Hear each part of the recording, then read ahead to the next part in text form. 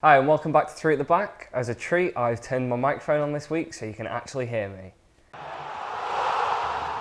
Is that a treat? Yeah, I think maybe the treat was last week. The treat was when you couldn't hear me. We're joined with Will again. Max and Brandon couldn't make tonight, unfortunately, but I did speak to them the other night via Zoom, a little bit about Liverpool's form and a little bit about Chelsea's form, so you might get to hear from them in this video. We're just going to sit and have a little bit of a talk about Manchester City. Yeah, not great this weekend, was it? Could have been better. Could have been better. It makes a nice change to see you sat on this couch and not as smug as last time. I think I had it coming. Yeah. After that derby, I had it coming. Well, what do you think went wrong, first off? I mean, of a multitude of things, what was the biggest takeaway? We just can't seem to win at Anfield. That is the biggest thing, but it's also the typical Pep overthinking a big game and change the system slightly, and it doesn't pay off. Yeah, moving De Bruyne out to the right, he was really quiet, absolutely nothing going on. Gundogan as a CDM? I know. Interesting choice. And I don't want to give Liverpool too much credit, because I think they were quite poor at times, but they kept Haaland very quiet.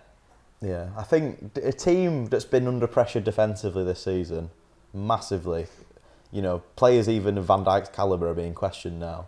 This was a massive win for them. Yeah, I highlighted before the game, Joe Gomez and James Milner at the right side of defence was going to be, in my eyes, a big problem for Liverpool when you've got Phil Foden or Jack Grealish, tearing down that wing and putting balls across.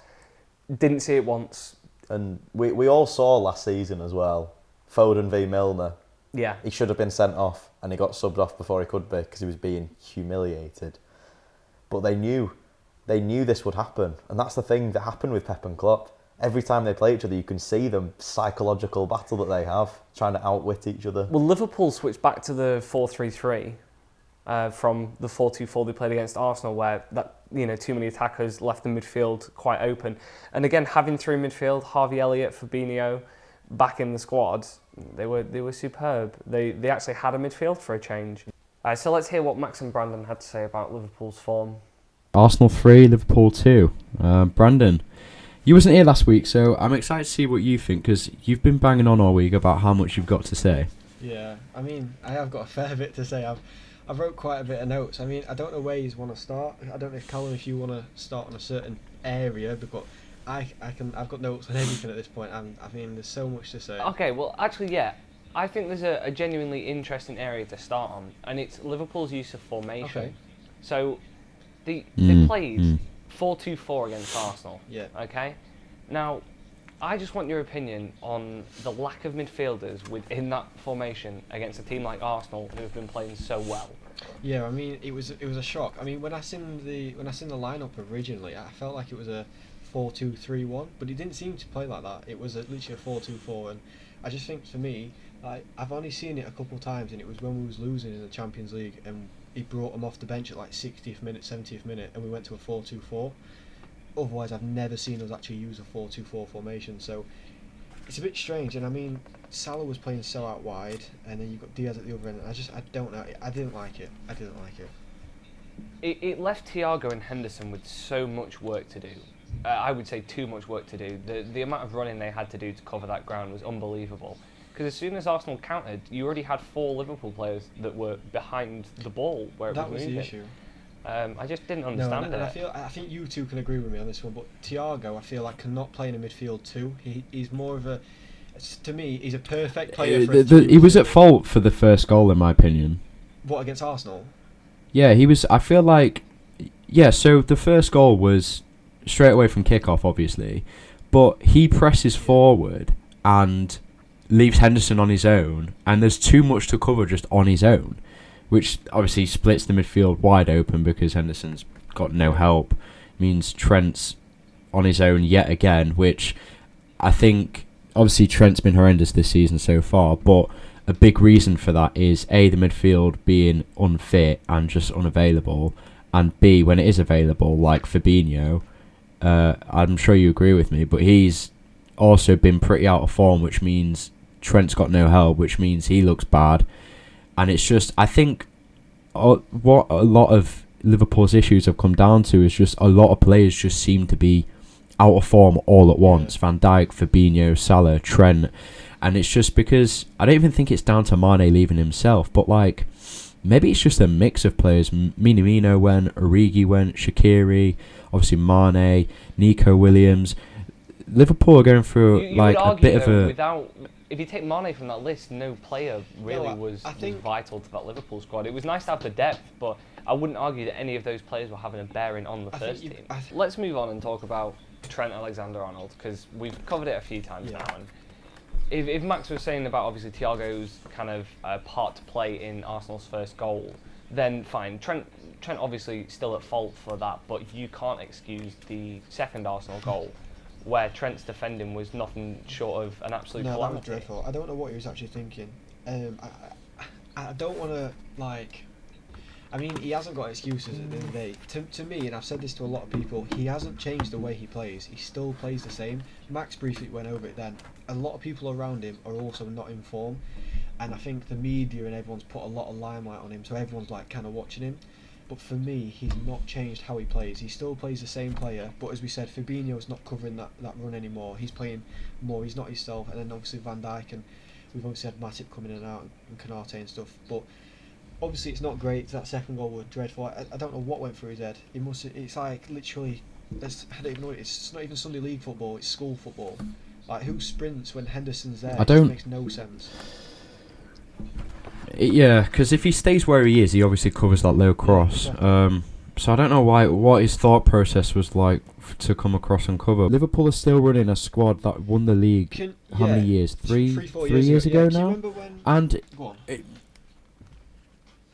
And it's players like, obviously you said Henderson like might need looking at going. Milner is still like playing games. The fact he's still playing games alone is like is a massive question. Thiago's not exactly getting any younger.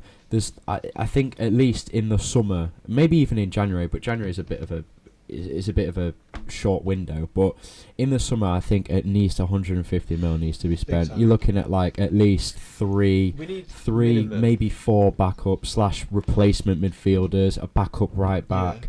A complete rehaul of the squad's over like needed, and it's just been put back and back and back for so long until now. If you look at Man City, like, I know Pep was saying this in an interview with Rio Ferdinand that's gone viral recently, but Pep was talking about, he asked Rio, like, the first team that you won the league with, obviously you've won X amount of Premier Leagues, the team that first won the league, was it different to the team that last won the league? And he was like, no. And he's like, yeah, because you've refreshed it over a period of time. Exactly. And that's what Pep's done by last window bringing in Haaland and Phillips, the window before bringing in Diaz, the window, you know what I mean? The window before bringing in Diaz and then Grealish and then so on and so forth. It does go back to the board though as well. Like we for some reason our board just does not like spending a lot of money, and obviously we can go in and out. So we splashed a lot on Nunes and stuff. But going back to obviously the age and everyone, over 30s in our team. There's Alisson, Verge, Bobby, Thiago, Milner, Matip, and Henderson. Right, arguably all regular starters. Can you remember back in the day when we first started challenging Man City and going for this Champions League? When we got to the final against Real Madrid, I think in interviews Klopp was saying it was like rock and roll football. Like, we still have the same team that used to press, and when we did that press, no one could stop us because we was constantly closing someone down. We can't do that no more because we still have the same team. Like you said, we've not done what City have done. We've not refreshed players. Yeah, we've got arguably a couple young ones here, there and everywhere, but there's not the main ones. Like, the midfield is a big part, especially if you want to play that pressing football, which we used to do when we was actually challenging for stuff. We're just not going to do it no more.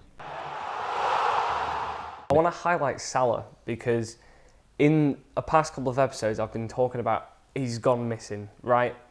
And when I spoke with Max and Brandon this week, we both highlighted the fact that against Arsenal, Salah was missing. Again, absolutely no contributions whatsoever. And then he went and played Rangers and scored a hat-trick in 6 minutes, which kind of makes me go, maybe I should shut up. But again, he was one of their better players against you guys. I think what I would call their two main chances, the one they scored and the other one where they maybe should have scored, both came from Salah. Yeah, well, I think it goes back to the form is temporary, class is permanent. Like, as much as people like to have a laugh and joke about how is he a 5-season wonder now, 6-season wonder? Yeah. But at what point do they just call him a wonder rather than the amount of seasons? Yeah. we knew he was going to get back to, incredible standards. That's just the player he is and the resolve. But I think part of the issue probably was who you had facing up against him in defence. Nathan Ake isn't a great left back, is he? no, I think the injuries to Kyle Walker, Sergio Gomez maybe not being ready for this sort of fixture. I think Ake's been incredible this season. Yeah. More so at centre-back. I think the issue wasn't Ake playing left back all the time. It was not having Cancelo there. Just his presence in the defence and his ability to come forward with the ball was something they missed because Ake was always turning back and looking for the pass backwards. And you needed Cancelo there because Cancelo didn't perform exceptional on the right. Yeah, I think in terms of the system as well, they're used to the sort of where Cancelo is on that left-hand side. Having him replicate that on the right doesn't seem to work as well because they're not prepared for the other side to be focused on. And obviously, Mo Salah up against him, that's Liverpool's main attack. I think as much as the attack did all right, I think both attacks were a bit poor. It was more of the defensive masterclass. Like, you were talking about Joe Gomez, especially, before. Yeah, it was someone that I asked Brandon about and said, okay, with Trent being injured, which obviously he wasn't, he came on in the final minutes, but with Trent not starting, are you happy to have Joe Gomez as a right back, was what I asked him, and he said, yeah, I back him. And obviously he didn't play right back, but I was still sceptical. I watched him get tore apart against Arsenal. I really, really wasn't confident that he was the solution to their problem, but he outperformed what I had in store for him, so I can't complain. The other thing that I think kind of went a little bit wrong for City was Foden out on that left, where you previously highlighted how good he is coming in from the right. What do you think of Guardiola switching him back over to that left? I agreed with it, with seeing the lineup, because obviously you see James Milner, the age he is now, playing right back. You want to get the most explosive, skillful players against him.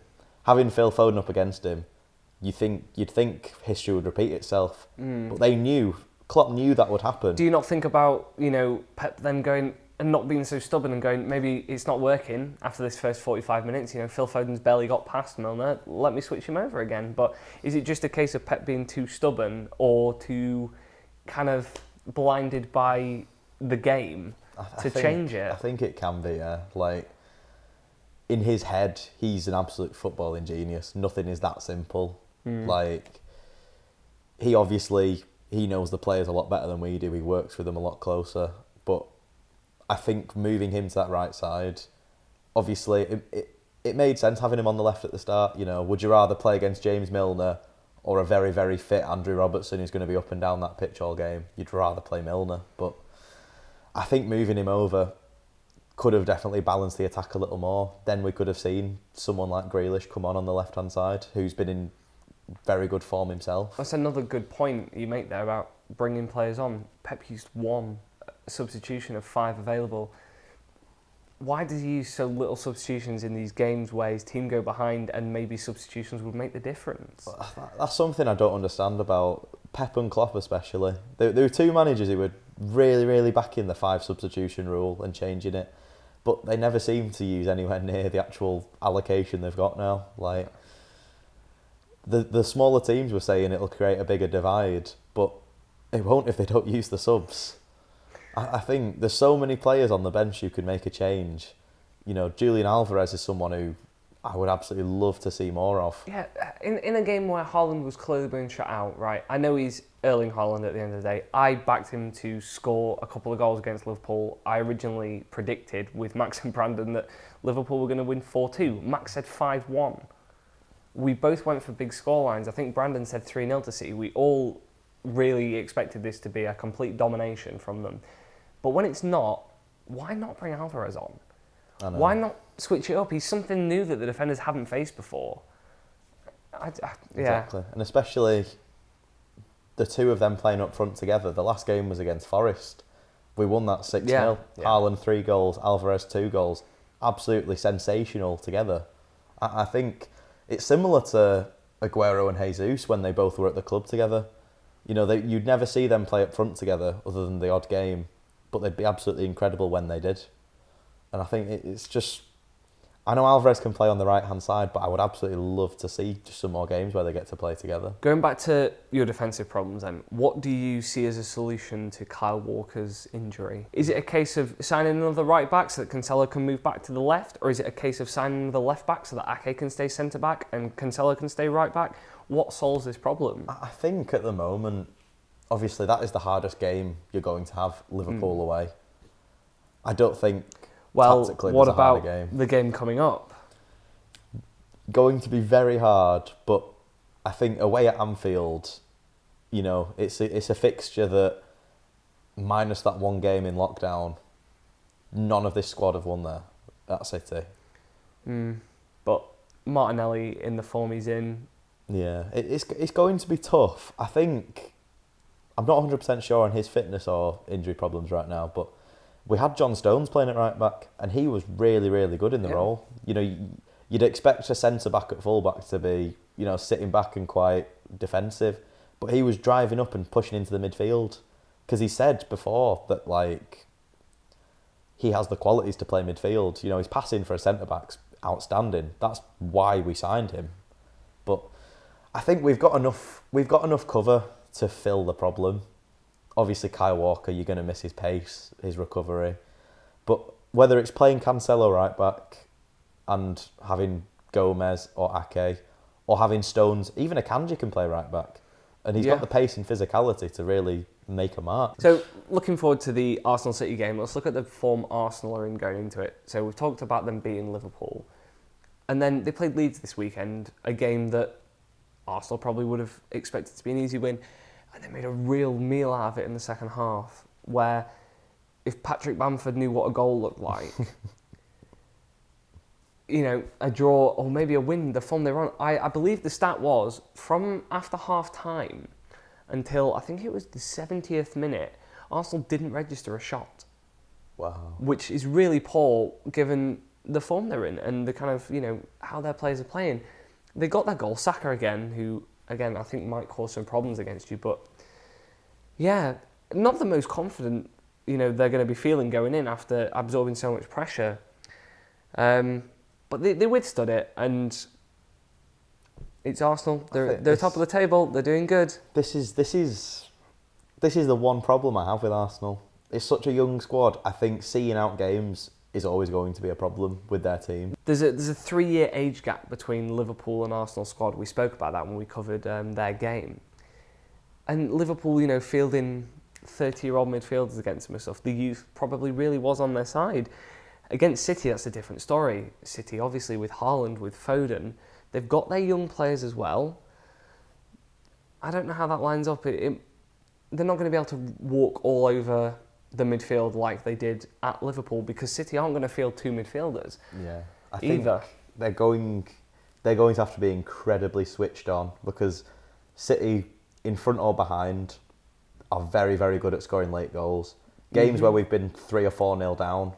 Don't know if we have been 4-0 down actually, but no, you know, not. Games when we've been a few goals down, we always score 1 or 2 right at the end. They're very good at. You're playing against an Arsenal defence that's really good at the moment, and also Thomas Partey, who's having a really kind of good effect in that CDM role, allowing Xhaka to be out of it.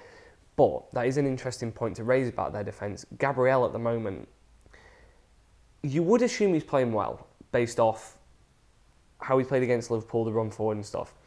But speaking with some friends, he's actually, I believe, 3 penalty conceding actions, whether they were given or not, in the last 4 games. So is he becoming a bit of a liability? And he got a red card that obviously was rescinded because Patrick Bamford shoved him. Should have been rescinded because Gabriel still kicked him at the end of the day. Was this when he was on the floor? Yeah. So Patrick Bamford ran in and barged into the back of Gabriel, and when he's on the floor, Gabriel deliberately kicks out. To be honest, I think Bamford was just absolutely pathetic there. The way he leaped over trying to get a penalty was just absolutely stupid. But I think it could work in your favour. If you play Bernardo Silva, he's tricky in the box. If you play Foden, he's tricky in the box. Haaland isn't going to go down easily, but if Gabriel has to cling onto his shirt or something to stop him, I could see City getting a penalty off him. I mean, am I right in saying Gabriel got sent off last year against City? Yeah. I believe. And again, I think that was from Gabriel Jesus. You know, antagonising him. And he's definitely the one to target in the defence. It's whether Saliba would mark Haaland, and then you've got Gabriel as the spare man, obviously, to then have players like De Bruyne and Gundogan drift in and out. Or would you put Haaland up against Gabriel and try and intimidate him? Yeah, for me, it's send Haaland at him. Like I said, I think there's a chance City get a penalty out of him. So run at him, cause him all sorts of problems, and he'll either make a mistake or he'll prove that he's a really, really good defender. Yeah, I think he really does have to improve, because you've got Ben White, who's obviously been pushed out to right back to accommodate Saliba and Gabriel. Gabriel was the first defender on that team sheet at the start of the season. He doesn't want to be falling behind. When I spoke with Max and Brandon, I highlighted a couple of partnerships in Arsenal that are really key to how they beat Liverpool. And I'm just wondering how you think that's going to affect playing against you. So Ben White and Bukayo Saka were superb together. Ben White constantly getting in behind Saka, which is obviously, if he's playing up against Ake, might be a problem for Ake with those two coming in. Or on the left-hand side, you had Martinelli, and you didn't have Tomiyasu from the left-back overlapping. It was Granit Xhaka who kept making those runs diagonally through the defence to pick up the ball from Martinelli. I just think if they can play those partnerships as well as they did against Liverpool, they're going to cause you real issues. Xhaka got in that position way too many times. If I was the right back playing against him there, I would be so frustrated with myself. And Trent and Gomez were both awful. And they let him in so many times behind. Now, if Cancelo can stop that, that's going to stop a lot of balls coming in the box. How do you think Jesus is going to fare playing against his old team? See, I think he's been quite quiet over the last few weeks. He's been in and around, but now it's sort of the time of the supporting cast. You know, as much as Haaland set the league on fire as well, you can't expect your main striker to be carrying you every single week. No. He's given them a very, very good start, but now you see the emergence of Martinelli, Saka, Ødegaard, Xhaka really starting to have that extra impact on the team.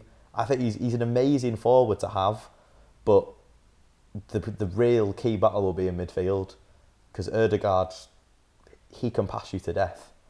You know, you've got Martinelli and Jesus, absolutely outstanding finishers. Saka on the right hand side, we know what he can do cutting in. I think the main way of beating them, you have to push their midfield back. You've got to keep Xhaka on the defensive, because if he's on the defensive, we see how good he is going forward. He's finally almost like taken the shackles off. It was completely what you highlighted in the last time you were on here about, you know, that kind of 8 position going forward and being able to roam a bit more.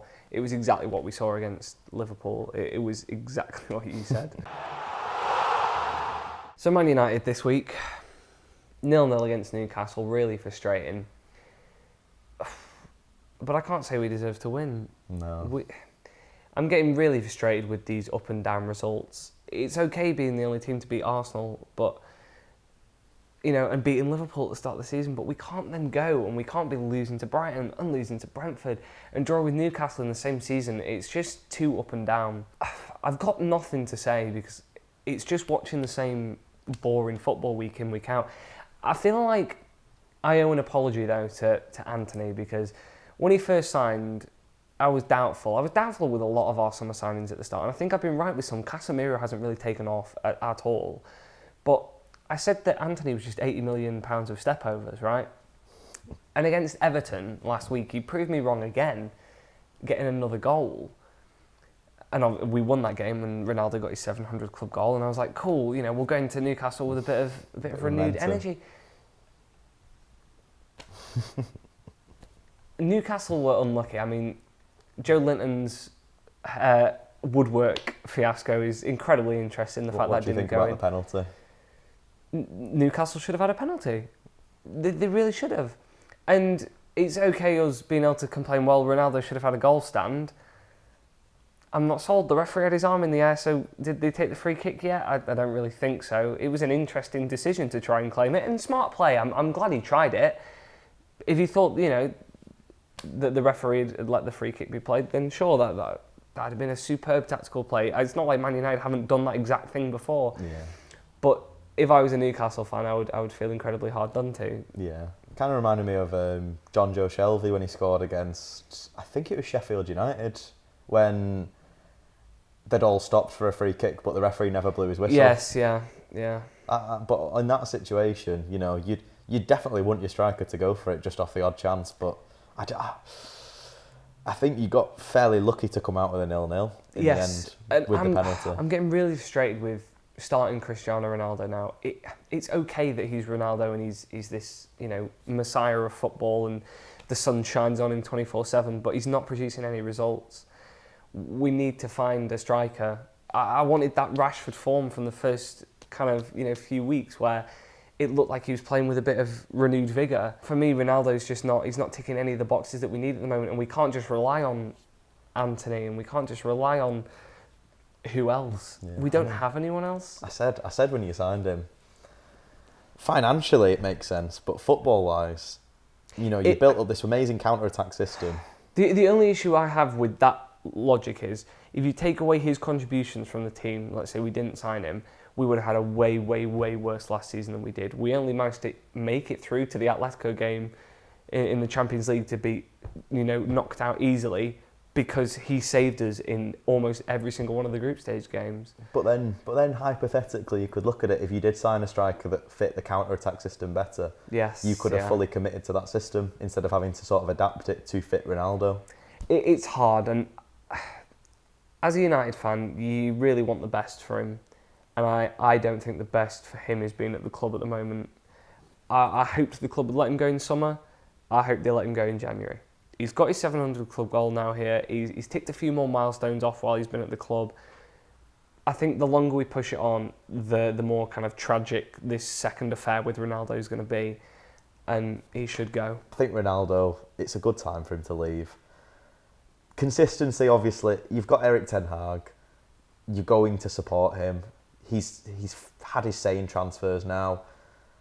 I think the consistency is going to be hard, but we saw Pep, Klopp, their first seasons. I mean, City finished 4th in Pep's first season. No consistency at all. The only worry I have is United's tendency to not back managers.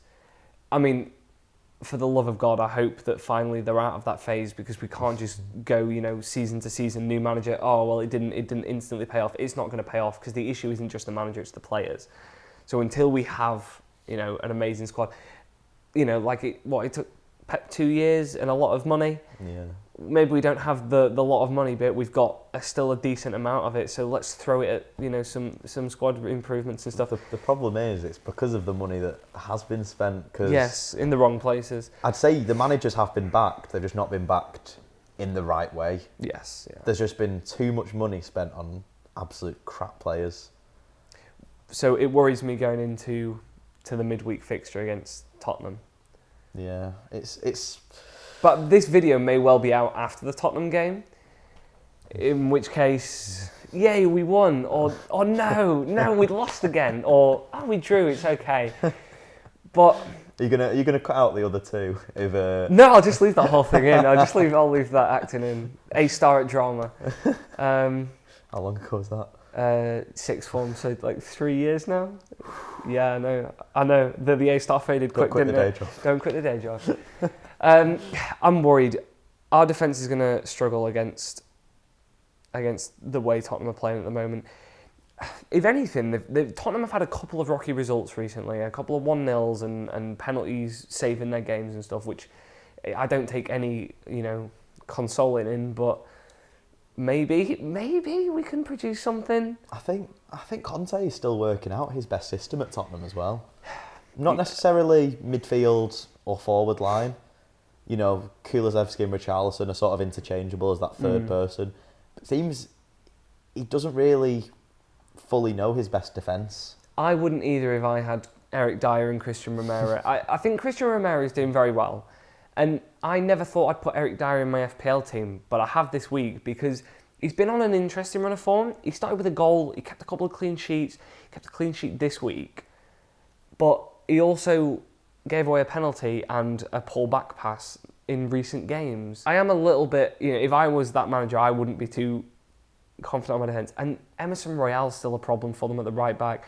The reckless red card he got. Yeah.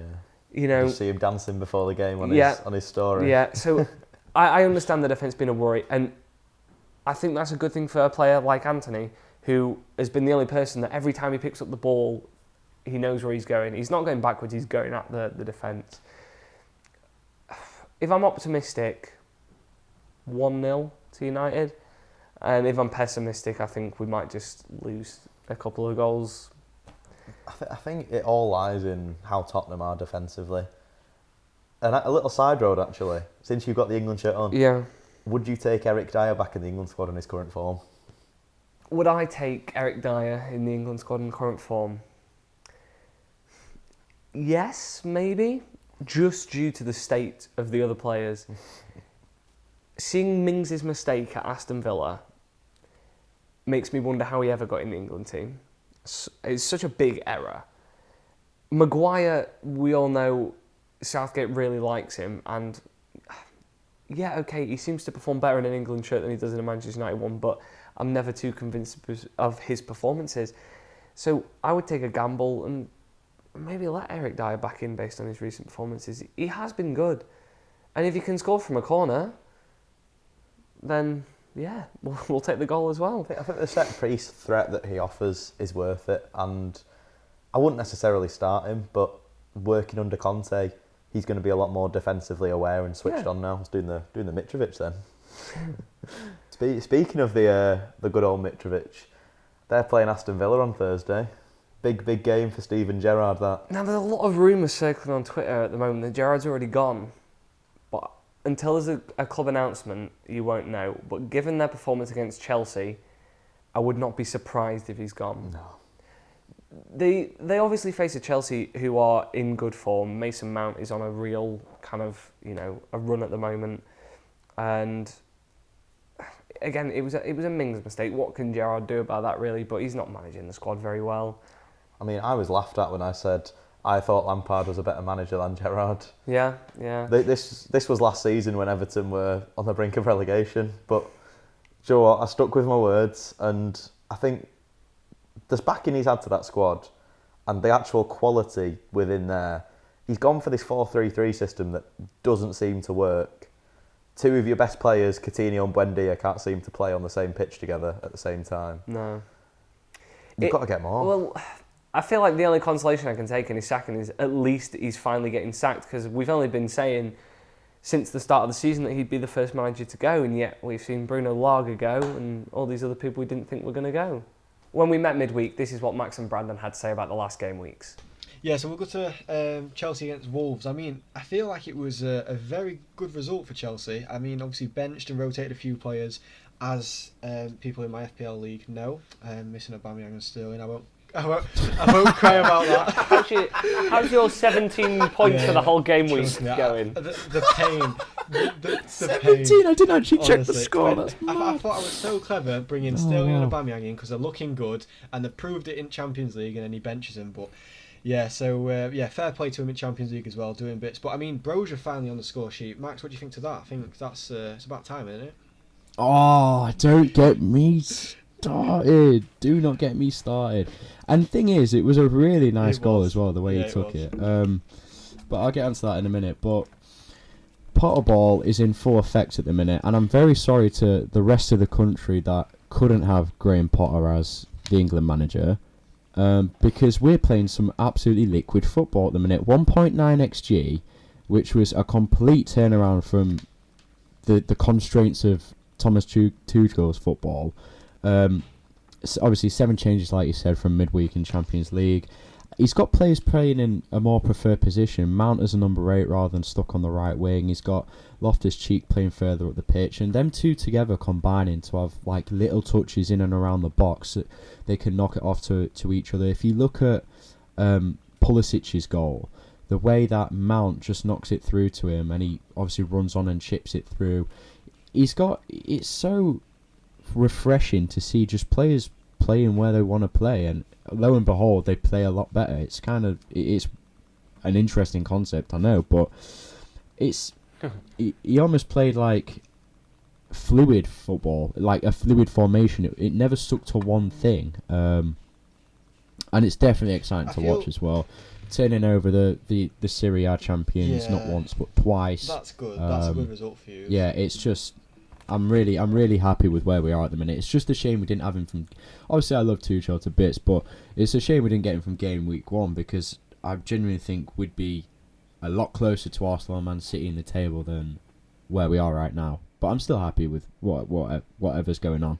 Like that you mentioned Mount being played in his preferred position rather than on the right, because against Wolves he was absolutely superb. It is just nice to see because he's a player that I think gets a lot of stick from opposition to not living up to the supposed hype that he has or whatever, but I just think he was absolutely class, and it's nice to see him playing his best football again. Yeah, I mean, I looked at some of the stats from the game. He had 5 key passes, 8 shot creating actions. I mean, playing him in this different role is already a huge improvement compared to the first few weeks where he was again stuck out on the right wing. But I mean, as long as he's playing in a preferred position and it's what he enjoys, then you're going to get the best football out of him, 100%. Well, I've just got a couple of quick points I wanted to make about West Ham versus Fulham, and it's just the importance of Scamacca now that they've signed him, because when they had Antonio as their only striker, and he would pick up injuries or he'd have to be rotated, they had no one else to play that position, and now that they've got Scamacca, who is scoring and playing really well, and then he can still bring Antonio on, who can then do his thing and score as well. I just finally think West Ham have got good options in attack, and Jared Bowen's playing as good as he always has. He's a great striker, I think.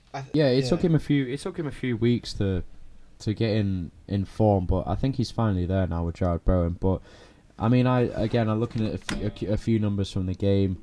They had 3 XG, which is obviously the amount of goals they scored, but 7 big chances as well. And now you've got a lot of synergy coming together from all the signs that they brought in. Scamacca, Maxwell Cornet, Lucas Paqueta as well. I think he played he had a really good game against Fulham too. One of the games I do want to go quickly over was Newcastle Brentford, 5-1 Newcastle. I mean, I know it's Brentford at the end of the day, but I think 5-1's a huge result for me. I mean, they are on fire at the moment. I think Max, you said it on Twitter.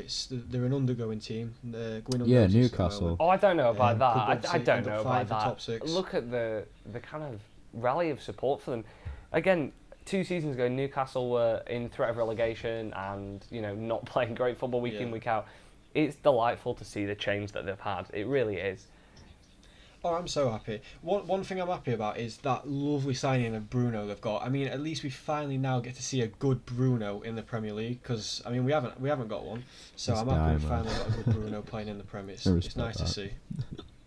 But yeah, he had 2 shots, didn't he? He's a nice centre mid. 2 shots, 2 on target, 2 goals. I mean, what else more can you ask for from? I mean, it was 5 goals. Don't get me wrong. He plays deeper than central mid, Brandon. He plays deeper than that, which is why it's even more impressive that he gets these contributions. Yeah. He does, and he wins a lot of the ball. I mean, I seen the stat on Sky he's up there with Declan Rice. I think Declan Rice wins more of the ball, but then it's him in the rest of the league, and I think that's amazing. Just to come into Prem and you're second already for winning the ball back for your team, I think that's amazing. Thank you for having me. No worries. Thank you for joining. And thank you all for watching. It's been an absolute pleasure to film this. Love to be back on it. Nothing I love more than waffling about City, even if we lose. So we'll see you all next time.